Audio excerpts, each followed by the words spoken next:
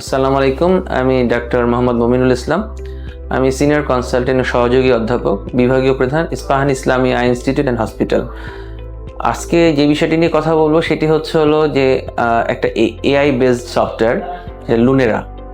এই সফটওয়্যারটা আমাদের দেশে কতটুকুন ডায়াবেটিস রেটিনোপ্যাথি এবং গ্লুকোমা পেশেন্টের জন্য কতটুকুন হেল্পফুল, এটা নিয়ে একটু কথা বলতে চাচ্ছি। আমরা জানি যে ডায়াবেটিস রেটিনোপ্যাথি একটা চোখের রোগ যেটা ডায়াবেটিস পেশেন্টদের হয়ে থাকে, এবং আমাদের দেশে বর্তমান দিনে ডায়াবেটিসের পেশেন্ট দিনে দিনে অনেক বেড়ে যাচ্ছে, যার কারণে ডায়াবেটিসের কারণে চোখের অন্ধত্বের পরিমাণও বেড়ে যাচ্ছে।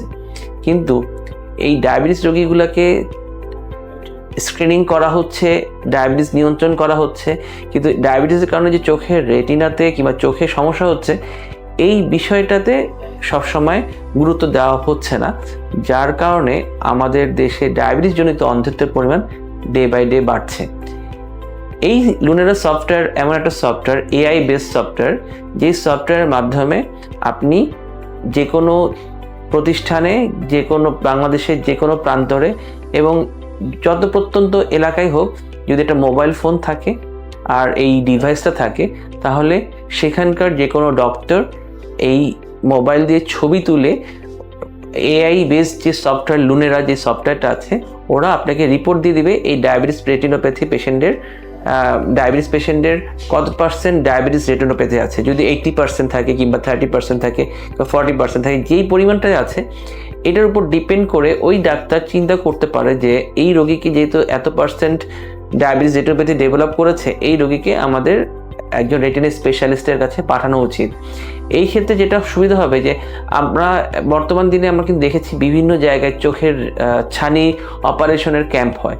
কিন্তু এই সফটওয়্যারের মাধ্যমে যদি আমরা বাংলাদেশে বিভিন্ন প্রত্যন্ত এলাকায়, যেমন মনে করেন আপনি হাওড়ের মধ্যে আপনি একটা শিপ নিয়ে স্ক্রিনিং করছেন, রোগী দেখছেন, কিংবা আপনি বাসে ঘুরে ঘুরে পথে পথে আপনি চোখের সেবা দিচ্ছেন, তখনও ইচ্ছা করলে আপনি এই সফটওয়্যার এবং মোবাইল ফোন, এই ডিভাইসটাকে ব্যবহার করে আপনি যে কোনো রোগীর যদি ডায়াবেটিস থাকে, তার চোখের রেটিনাটা পরীক্ষা করে তার চোখের রেটিনাতে ডায়াবেটিস রেটিনোপ্যাথি ডেভেলপ করেছে কিনা একটা স্ক্রিনিং করা যাবে, যার জন্য আপনার একজন রেটিনা স্পেশালিস্ট দরকার কখনোই হবে না। কারণ হলো এআই আপনাকে বলে দিবে যে তার রেটিনাতে রেটিনোপ্যাথি ডেভেলপ করেছে ডায়াবেটিসের কারণে।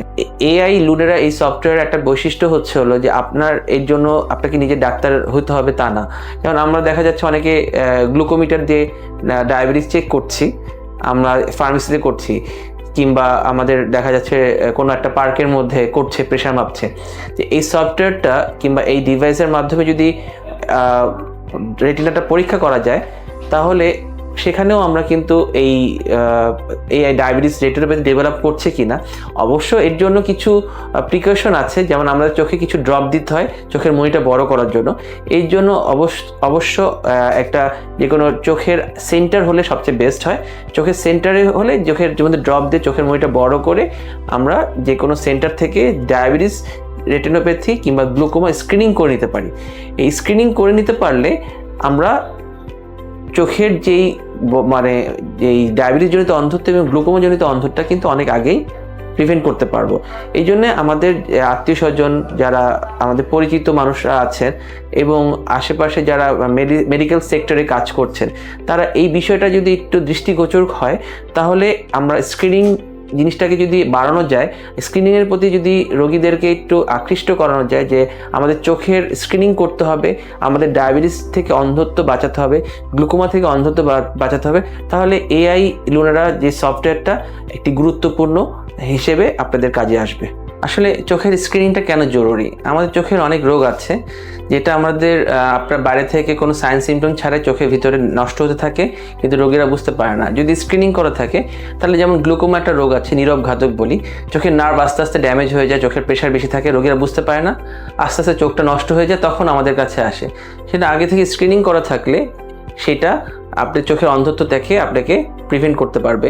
সেই লুনেরা এই সফটওয়্যার, যে এআই সফটওয়্যারটা, সেই সফটওয়্যারের মাধ্যমেও গ্লুকোমাটাও আমরা আগে থেকে বুঝতে পারি যে রোগীর গ্লুকোমাটা হওয়ার সম্ভাবনা কীরকম। আরেকটা হলো ডায়াবেটিস পেশেন্টদের, যেটা হচ্ছে যে আমি আগেই বলেছি যে ডায়াবেটিস পেশেন্টদের চোখের ভিতরে রক্তক্ষরণ হয়। রক্তক্ষরণের যে প্রবণতা শুরু হয় তখন কিন্তু রোগী বুঝতে পারে না, যখন দৃষ্টি কমে যায় তখন আমাদের কাছে আসে।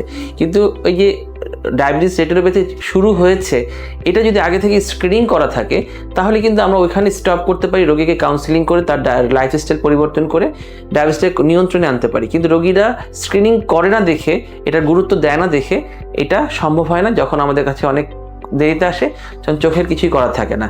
এই লুনেরা এই এআই সফটওয়্যারটা আপনি এটার জন্য আপনার অনেক বড় বিশেষজ্ঞ ডক্টর দরকার হয় না। এটা যে কোনো প্রত্যন্ত অঞ্চলে যদি আপনার যেই অ্যাসিস্ট্যান্ট আছে কিংবা যেই আমাদের অপটোমেট্রিস্ট যারা আছে, তারা এইটা ভিশন সেন্টারগুলোতে, যেখানে ডাক্তার যেতে পারে না, যারা আমাদের চোখের পাওয়ারটা চেক করে দিচ্ছে অ্যাটলিস্ট, এবং রোগের চিকিৎসা যাদের দেওয়া যাচ্ছে না, যারা দিতে পারছে না, তারা অ্যাটলিস্ট এই সফটওয়্যারের মাধ্যমে আপনার ডায়াবেটিসটা আপনি স্ক্রিনিং করতে পারে এবং স্ক্রিনিং করে রোগীকে সেন্ট্রাল কিংবা ডায়াবেটিসের যে রেটিনা স্পেশালিস্ট তার কাছে পাঠাতে পারে।